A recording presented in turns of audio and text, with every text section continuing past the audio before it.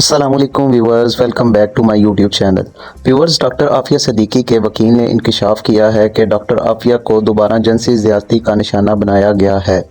Doctor Aafia کے وکیل سمت نے جیو نیوز سے گفتگو کرتے ہوئے بتایا ہے کہ حکومت پاکستان ڈاکٹر عافیہ سے دوبارہ جنسی زیادتی کے واقعہ سے آگاہ ہے۔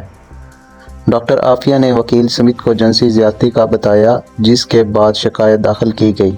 وکیل سمت کا کہنا ہے کہ باگرم جیل میں بھی ڈاکٹر عافیہ سے جنسی زیادتی کی گئی تھی۔ ڈاکٹر عافیہ سے باگرم جیل میں جنسی زیادتی بطور تفتیشی ہرپا کی گئی۔ انہوں نے کہا کہ ڈاکٹر عافیہ سے آئے دن بدسلوکی اور تشدد کیا جاتا ہے۔ ویورز، بہت ہی دل دہلا دینے والی خبر ہے جس کا حکومت پاکستان کو سارا پتہ ہے۔